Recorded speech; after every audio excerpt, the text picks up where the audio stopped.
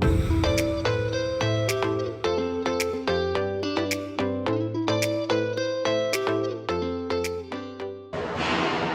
halo selamat pagi semuanya. Perkenalkan kami dari kelompok 4 SMA Makassar Albertus. Hari ini akan membahas mengenai talk show sosiologi eksklusi. Di sini kami mengundang guest star yakni Bapak Andi Irianto sebagai guru BK pada hari ini. Nah, untuk topik yang kita akan bahas yaitu mengenai eksklusi, dan kami akan memberikan pertanyaan kepada Bapak mengenai macam-macam eksklusi, penjelasan dan lain-lain. Mari kita mulai.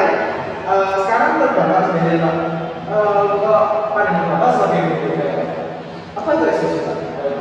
Ya, baik. Berdasarkan dari data dari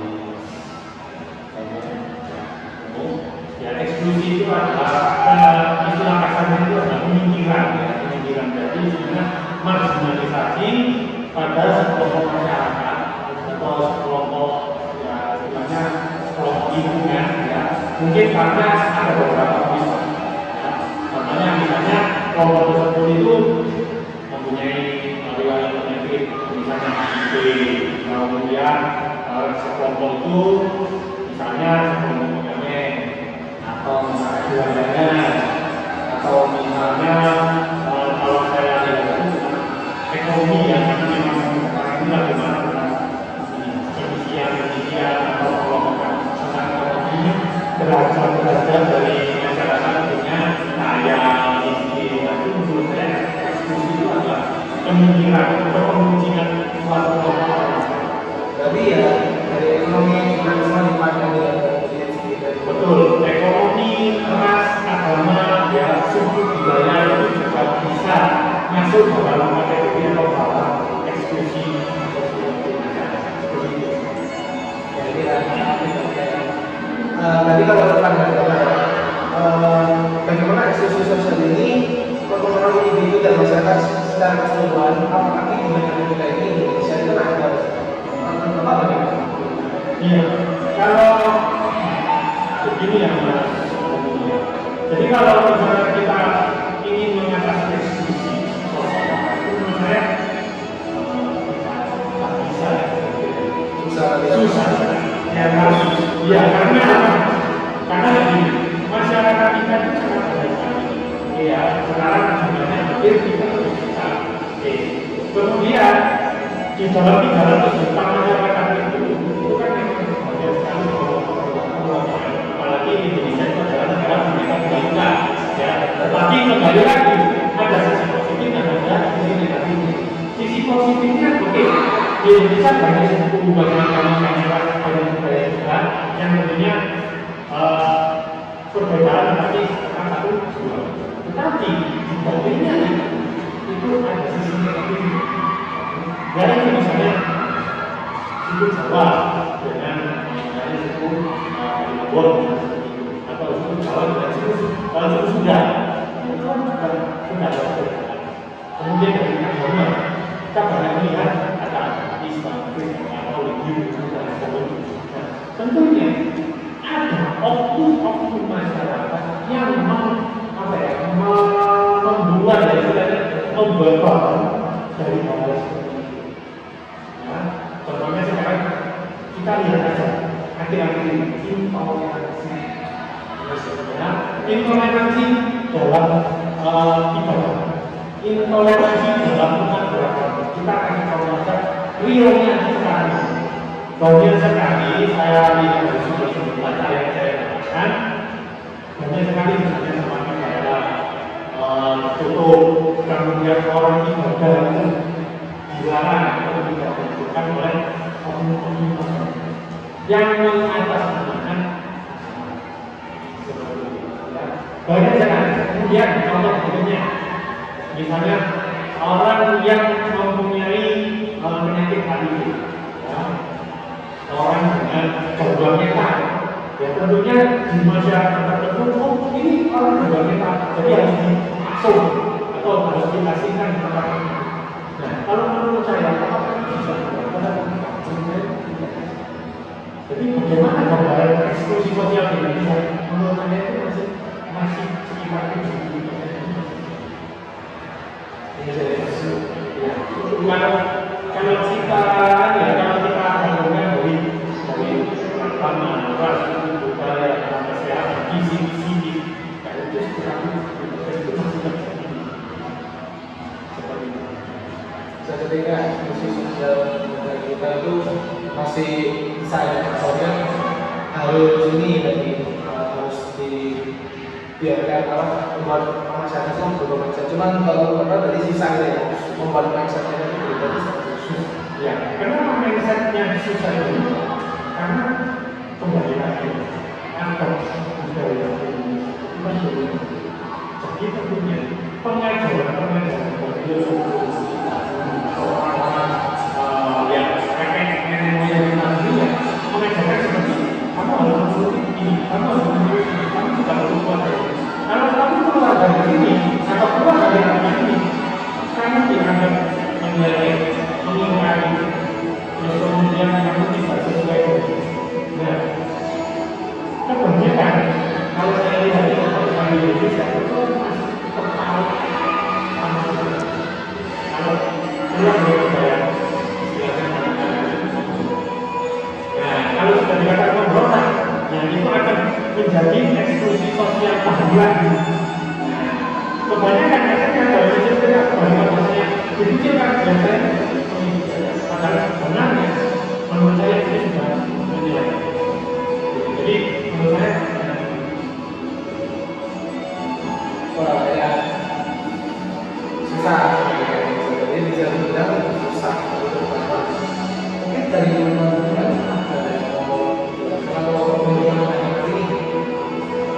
iya betul. Hanya tentang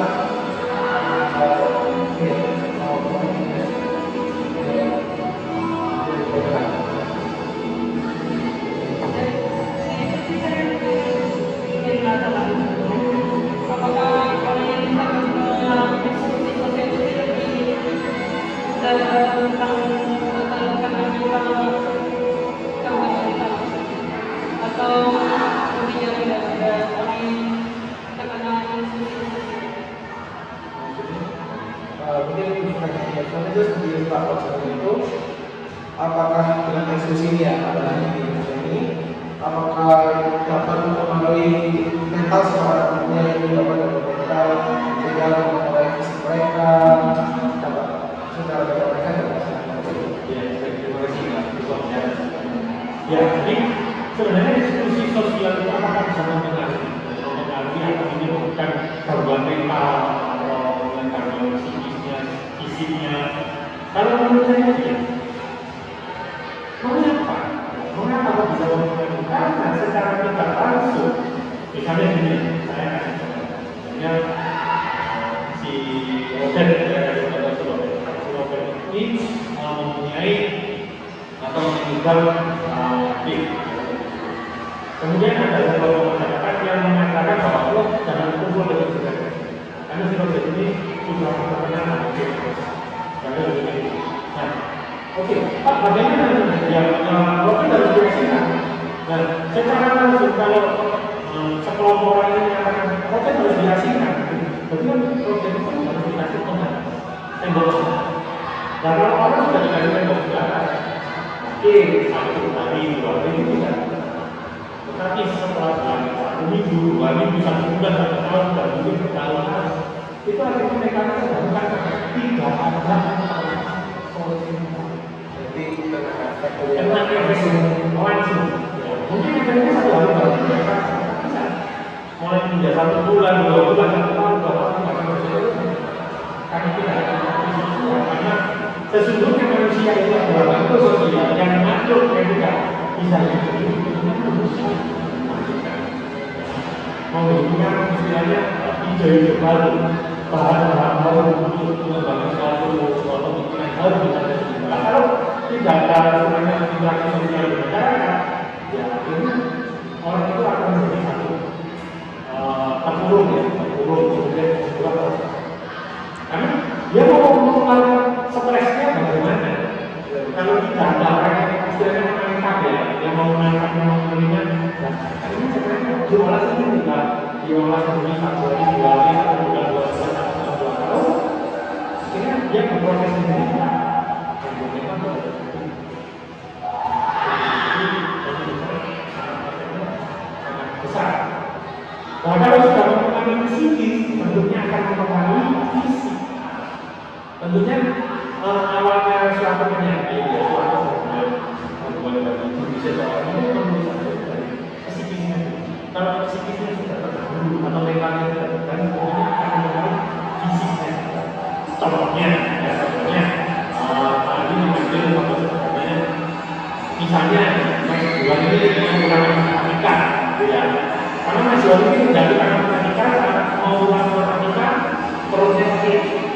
Berarti kan gangguan itu kan bukan gangguan fisiknya, tetapi gangguan psikisnya.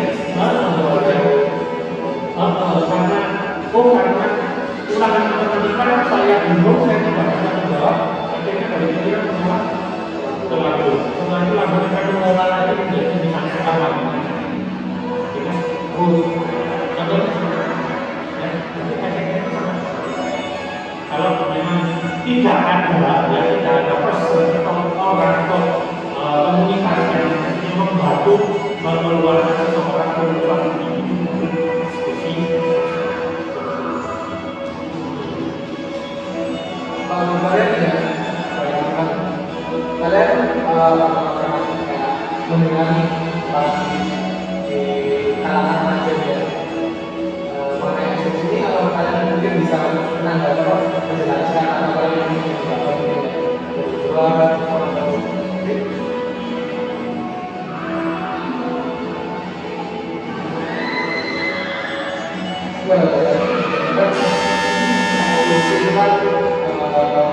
berarti yang mengakhiri perjalanan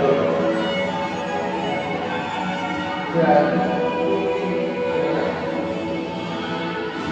ya, jadi yang susah ya apakah eksklusi itu bisa dipahami? Menurut saya, sesulit apapun permasalahan yang kita alami, tentunya itu ada gangguan. Jadi tidak bisa dikatakan, sulit Pak, berarti kalau sulit saya tidak ada kunci jawaban yang atau tidak ada solusi. Enggak, karena sebenarnya kunci jawaban atau solusi dari permasalahan eksklusi sosial itu kan menyeluruh. Kita lihat dari kita harus melihat dari sekelompok orang atau komunitas atau suatu individu untuk bisa berpikir jernih, untuk bisa maksudnya untuk bisa berempati terhadap orang-orang atau sekelompok komunitas yang mengalami eksklusi. Jadi sebenarnya yang menggerakkan itu siapa yang menggerakkan? Jadi solusi untuk mengatasi eksklusi sosial itu dari diri sendiri itu dari mana? Ya dari komunitas yang mempunyai empati tinggi terhadap orang yang penyandang eksklusi sosial itu, dan juga dari pelaku kok bisa. Kita intinya dua arah. Jadi tidak bisa searah, tidak bisa dari misalnya saya sendiri yang kamu seperti ini, tetapi tidak ada tanggapan atau tidak ada pergerakan atau istilahnya apa ya, mindsetnya terbuka. Saya harus seperti ini, itu tidak bisa. Tapi kalau misalnya kamu harus seperti ini, kamu coba misalnya diskusi terhadap pengajian gitu ya. Karena pada sekali yang pengajian di perbataan yang pakai itu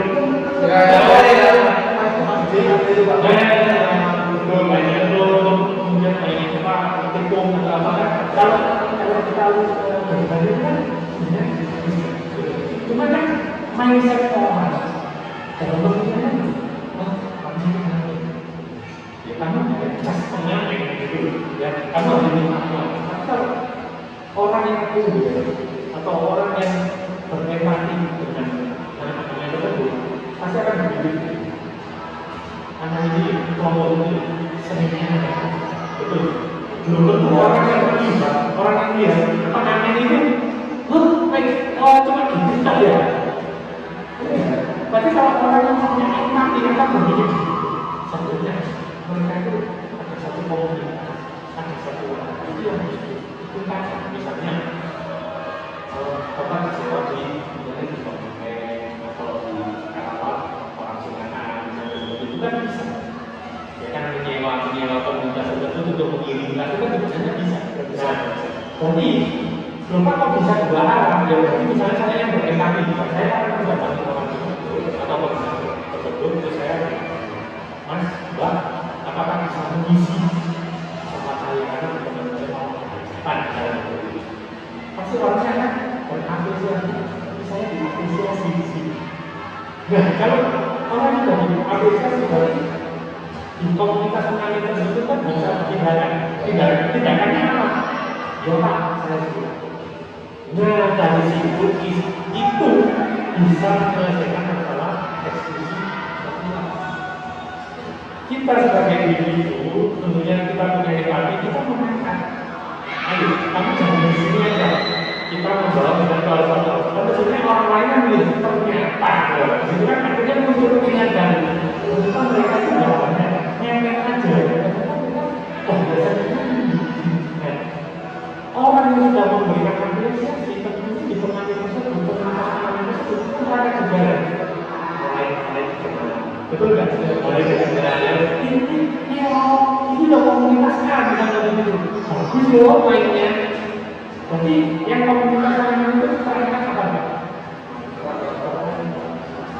Jadi solusinya apa? Rasa empati itu, tapi memang jujur sulit untuk dibuktikan. Tapi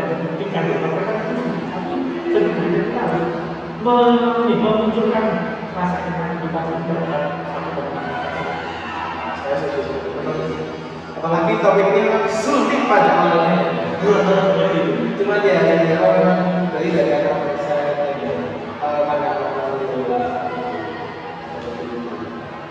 kalau ini Pak Bapak dari para kita situasi kan biasanya ada siswa yang merasa ini Pak gini dari terus kalau Bapak sebagai seorang pengajar cara kita seperti itu lebih menghargai, lebih mengurangi pengeluaran kayak ekosistem itu. Iya, ini baik. Caranya kembali lagi ya kan, kita lihat lagi perasaan yang kita pakai. Tapi kita tidak perlu membuktikan dulu di belakang, tetapi kita buktikan dulu yang ada di dalam sini. Di sekolah Karena di sekolah itu ya persis sebenarnya kalau kalian menjadi eksklusi sosial itu. Misalnya mungkin ya ini tahu ya ada kelompok-kelompok tertentu ini karena kelompok itu ini karena dengan kelompok itu nanti kamu sampaikan filter itu diri kita sendiri. Kalau kita diajak itu hal negatif, itu kan kita tidak mau ya kita orang. Nah, apakah hal itu perlu dihindari? Kita anggap mereka itu sebagai teman kita, ya kan? Tentunya kita anggap sebagai ya ada di SMA itu, ya tentunya empati itu harus sama. Ya kita tetap sama. Gak bisa kita keluar sana kita lihat teman, kita melihat ekonomis atau kita melihat OBGJ, ya orang dalam jiwa, itu kita boleh di sini kita banyak. Karena itu bagaimana dasarnya membikinkan empati kita. Berikan kepada kita terhadap orang lain.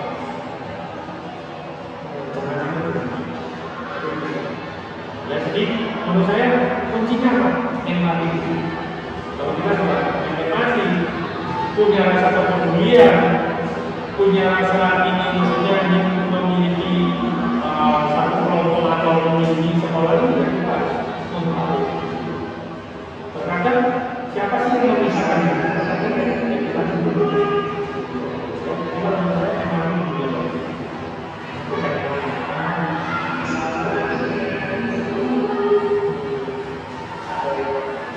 Mungkin kita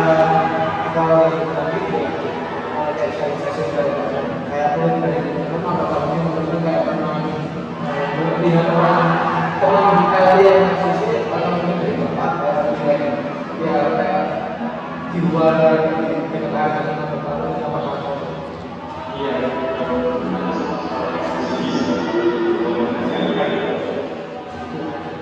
di sekitar tempat.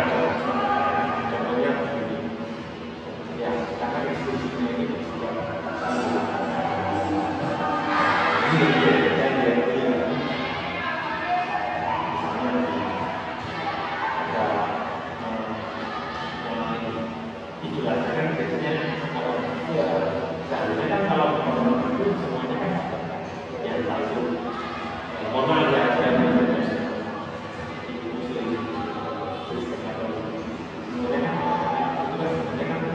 Yang lain mampu berarti kalau mampu kan mungkin ada sedikit, kalau tidak mampu mungkin ada. Tetapi hubungan saja itu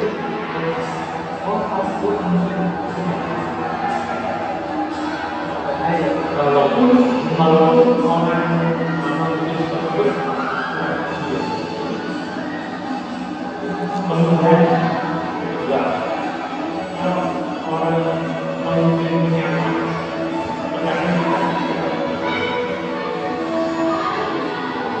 kalau orang lain otomat atau guru gitu kan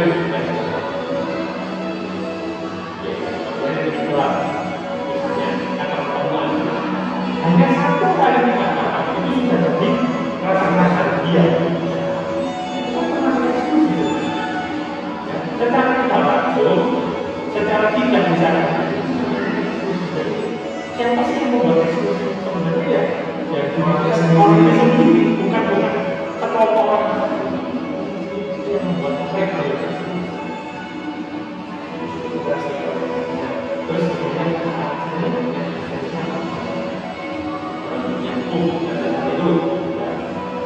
kalau dibaca ini mayoritas juga ini mayoritas ini minoritas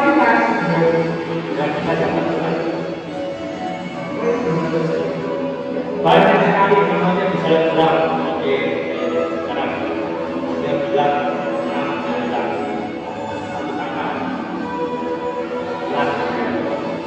itu masuk itu disebutkan apa? Sedangkan yang merusak ibadah, yang merusak ibadah, hukum itu benar. Apakah itu tidak termasuk eksekusi? Masuklah. Kalau itu tapi kita nggak bisa kalau kita harus kayak gitu kita mau enak dulu karena memang jujur ya jujur aja negara ini sudah ada istilahnya paralel itu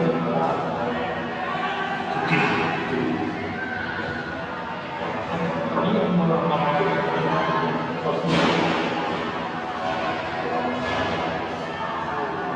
itu mereka banyak kepemimpinan muslim wah demo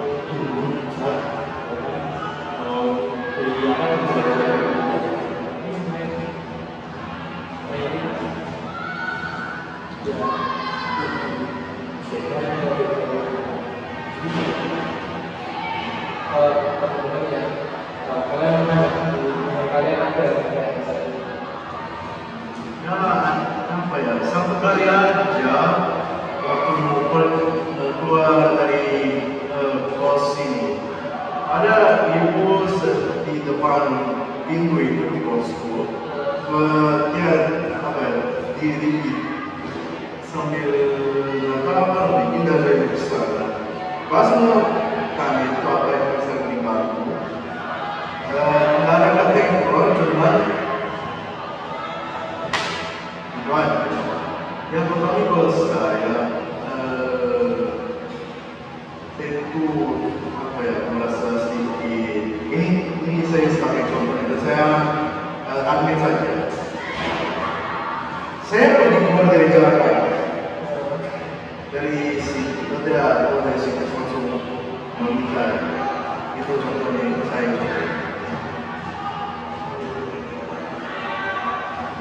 mindset ya ini saya mungkin dari jual itu kan sama kos ini sama kos ya pernah nggak kayak aku kan sama satu kos ini mungkin anak-anak besok udah diskusi kayak mungkin pernah melakukan diskusi itu atau mungkin pandangan itu lah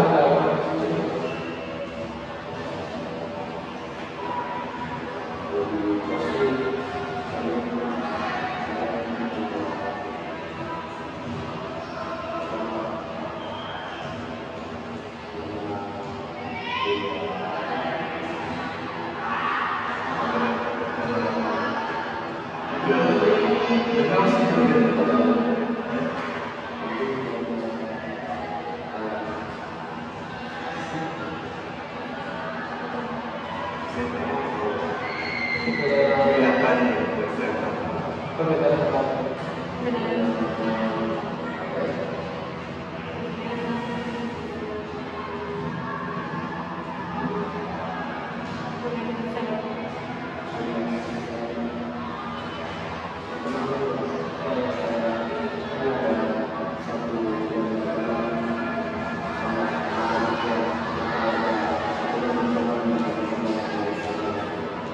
Oh gitu juga beda.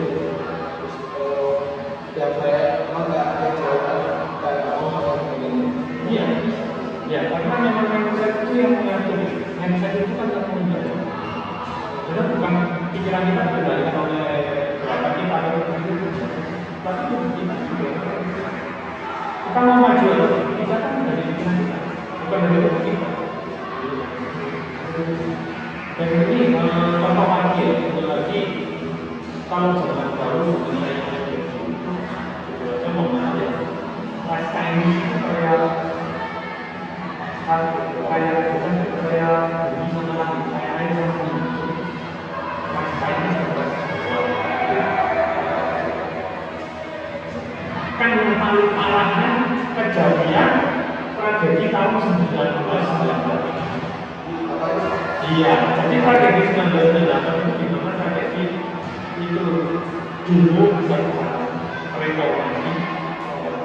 Kalau waktu itu presiden Soeharto mau mindset, mahasiswa waktu itu. Nah, lupa hubungannya apa? Sebenarnya bukan di sini, tetapi di masyarakatnya, bukan di mahasiswa, tetapi di masyarakat itu penjara. Dua, pemperkosaan. Kenapa? Untuk elektronik yang bukan yang kita lakukan,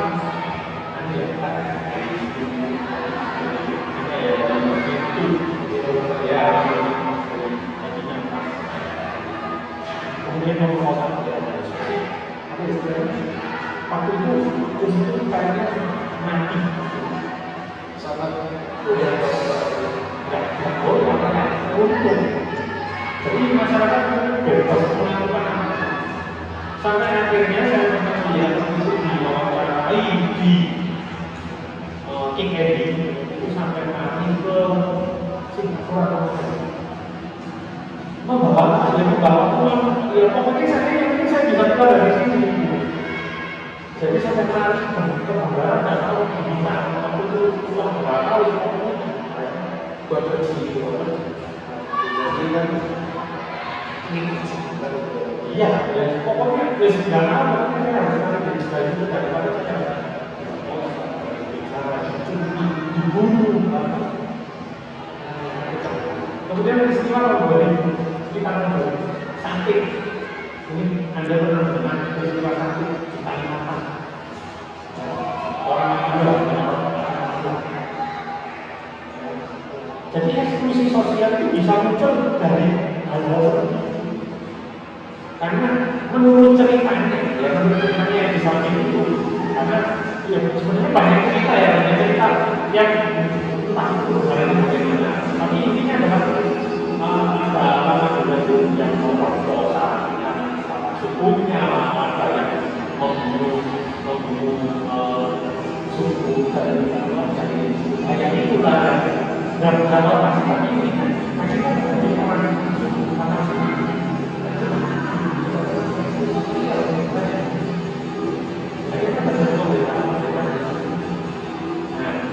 semakin kesini tentunya semakin saya berkembang dari kemajuan teknologi, dari lingkungan sosial yang semakin dekat, bagaimana dengan ini kalau dulu kita terbawa budaya, kemudian terbawa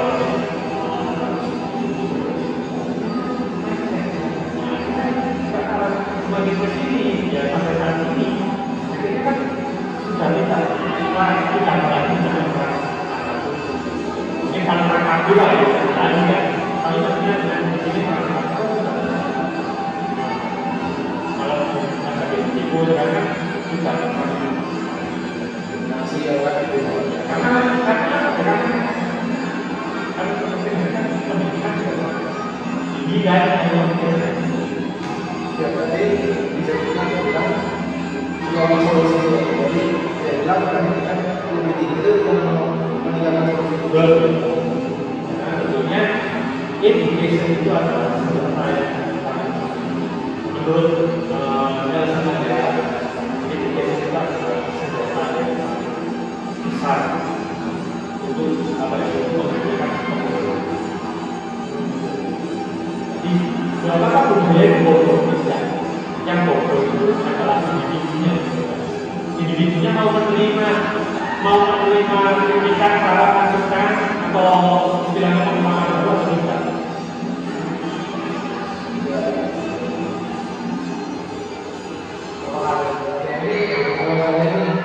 Atau mungkin kamera-kameranya kurang ditanya juga.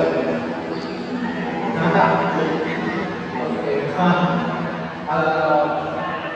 Apa ada pikiran di situ? Lingkungan juga itu bisa berpengaruh pada ekspresi itu. Ya, ini kan bisa berpengaruh. Seperti tadi yang saya ceritakan, lingkungan masyarakat. Lingkungan masyarakat itu dari mana? Ya, satu. Tentunya kalau itu dari apa? kalau biasanya yang Problemnya sekarang kan ada intoleransi itu. Kalau itu masalah ras, ini nggak ada kayak ini, ini nggak ada budaya, itu nggak ada. Tetapi sangat jarang kan?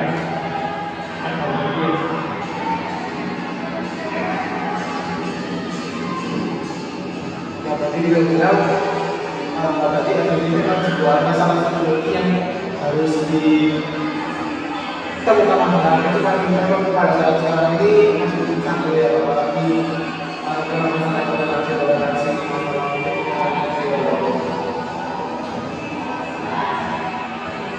sekarang ini memang kita sebagai manusia tentunya diskusi sosial sudah ada tergantung dengan mindset kita. Apakah mindset kita menerima tentang diskusi atau mindset kita memberontak supaya kita menemukan suatu solusi. dari sisi topik ini walaupun topik ini susah bisa kita topik ini juga boleh informasi yang informasi cocok untuk masa sekarang ya mungkin juga berbeda dan mungkin cari solusi yang lebih efektif di depan.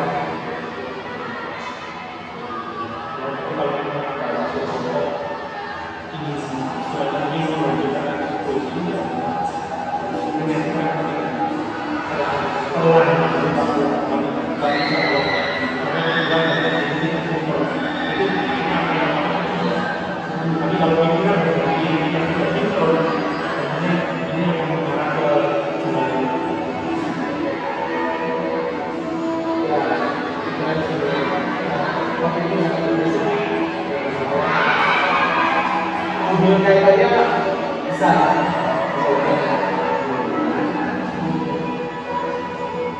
mungkin hubungannya siapa karena sudah menjadi investor pada kelompok 4 sebelum kelas 11